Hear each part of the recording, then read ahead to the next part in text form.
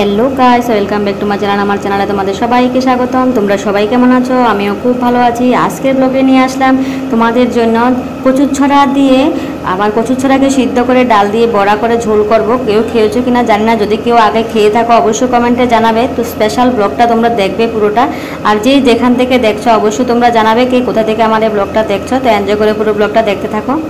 প্রথমে আমি কচুরছড়াটিকে ভালো করে ওয়াশ করে নিলাম। তারপরে আমি একটা বাটিতে জল দিয়ে ভালো করে ওয়াশ করার পরে আমি যে বর্তনটাতে সিদ্ধ করবো এটাতে নিয়ে নিলাম, আর নিয়ে ভালো করে ঢেকে দিয়ে আমি সিদ্ধ করে নেব।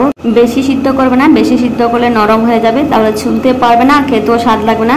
তো একটু কম সিদ্ধ করবে। আর এই ছড়াগুলো দিয়ে ডাল দিয়ে আমি বড়া বানাবো। বড়া বানিয়ে আবার এই বড়াগুলো দিয়ে ঝোল করব। আমিও ফার্স্ট টাইম এরকম রেসিপি বানাচ্ছি, কারণ আমার মন চাইলেও আজকে ডালের বড়া করে ছড়া দিয়ে ঝোল করে বানিয়ে খাওয়ার জন্য। আর আমি কিন্তু আমার মন যখন যেটা চায় আমি এটা করার চেষ্টা করি। কেউ কিন্তু স্কিপ করে যাবে না, পুরো ব্লগটা দেখবে, কারণ তোমরা যদি এরকম যদি রেসিপি না খেয়ে থাকো তাহলে তোমরা দেখবে, দেখে শিখে অবশ্যই ঘরে ট্রাই করবে। আর ইউনিক স্টাইলে যখন কোনো কিছু রান্না করবে তখন ঘরের সবাই খুশি হয়ে যাবে। আর আমার আজকের রেসিপিটা আমি ফার্স্ট টাইম আমার মন চাইলো বলে বানালাম।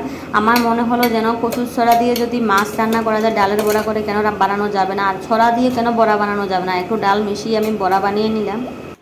আর এই বড়া বানাতে গিয়ে আমি আদা দিলাম, রসুন দিলাম, কাঁচা লঙ্কা দিলাম, লবণ দিলাম, হলদি পাউডার দিলাম, কয়েকটা ছড়া দিলাম, চালের গুঁড়ো অ্যাড করলাম, আর জিরা ধনিয়া পাউডার দিলাম। ভালো করে এগুলিকে পেঁয়াজ দিয়ে ভালো করে মেখে এগুলিকে আমি যেভাবে ডালের বড়া করে এভাবে রেডি করে নিলাম।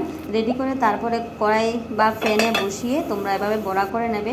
একটু তেল বেশি করে দেবে, যেহেতু এগুলি কচুর ছড়া হয়তো গলা ধরতে পারে। আর রসুনটা যদি বেশি করে দাও তাহলে ভালো, কারণ কচুর ছড়াগুলো অনেক সময় ভিজা জায়গা থেকে উঠানো থাকলে তাহলে গলায় ধরবে। তো রসুনটা একটু বেশি করে দেবে, আর তেল একটু বেশি করে দিয়ে তারপরে বড়াগুলো করবে। সুন্দর করে বড়াগুলো করার পরে কিন্তু আমি বড়াগুলো দিয়ে আবার কচুর ছড়াগুলোকে আবার ঝোল করব। যে কচুর ছড়াগুলো সিদ্ধ করে রাখলাম ওই ছড়াগুলো দিয়ে আমি ঝোল করব।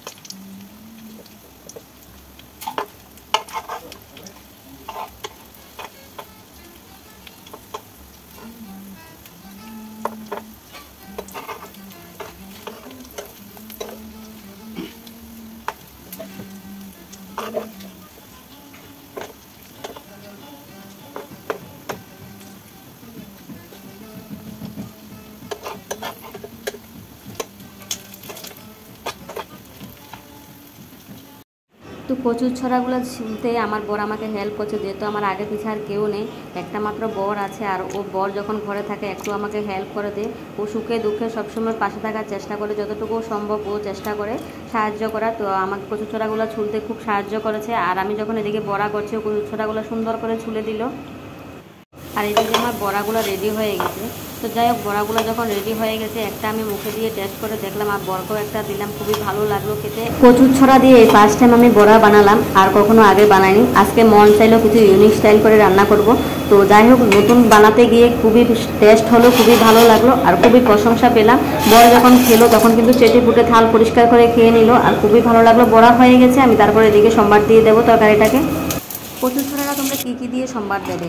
প্রথমে কড়াইটা গরম করে নেবে, একটু তেল দেবে, পাঁচফোড়ন দেবে, তারপরে যদি অনেকে ইচ্ছা করে ওইখানে গরম মশলা অ্যাড করতে পারবে। আর যদি কেউ মনে করে পাঁচফোড়ন দেবে না, এখানে রসুন সম্বার দিয়ে রান্না করবে, তাও পারবে। আমি কিন্তু পাঁচফোড়ন সম্বার দিয়ে দিলাম। দুই একটা শুকনো লঙ্কা থাকলে দিয়ে দেবে, আমার কাছে ছিল না শুকনো লঙ্কা, আমি দিতে পারলাম না। তরকারিটা কিন্তু টেস্ট হবে কিন্তু সম্বারটার উপরে। সম্বারটা যত গরম করে দিতে পারবে তরকারিটা খুবই টেস্ট হবে। তো তারপরে আমি যে মশলাগুলোকে পেস্ট করে রাখলাম, আদা রসুন কাঁচা লঙ্কা পেঁয়াজ লবণ হলদি সব অ্যাড করে আমি তেলের উপরে দিয়ে দিলাম। ভালো করে এগুলিকে নাড়াচাড়া করে কষিয়ে নেব। আর যখন এগুলি লাল লাল করে ভাজা হয়ে যাবে তখন এখানে আমি দিয়ে দেবো ছড়াগুলোকে।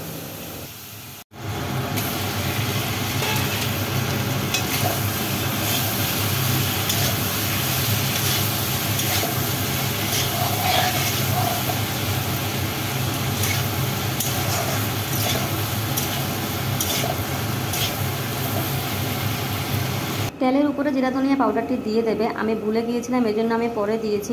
যদি তেলের উপরে দাও তাহলে ভালো করে এগুলি কষানো হয়ে যাবে সবটি মশলার সঙ্গে একসঙ্গে।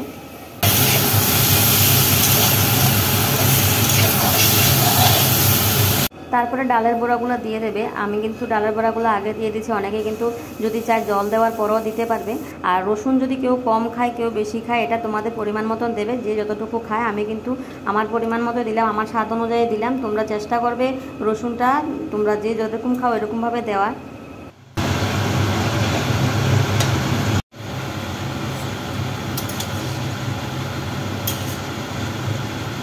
আমার সবজি প্রায় রেডি হয়ে গেছে। যদি ধনিয়া পাতা থাকে তাহলে কুচি করে কেটে দিয়ে দেবে, আর যদি ধনিয়া পাতা না থাকে তাহলে একটু গরম মশলা দিয়ে দেবে। তো আমার কাছে আমি গরম মশলা দিলাম না, ধনিয়া পাতা দিলাম না, আমি এমনিতেই রান্না করে নিলাম। তারপরে আমি আলাদা আলাদা বাটিতে করে নিয়ে নেব, কারণ একটা বাটিতে আমি রাখবো না। তো সবজিটা আমি আলাদা আলাদা করে রেখে দিলাম, অর্ধেকটা আমি একটা বাটিতে অর্ধেকটা আরেকটা বাটিতে নিয়ে নিলাম।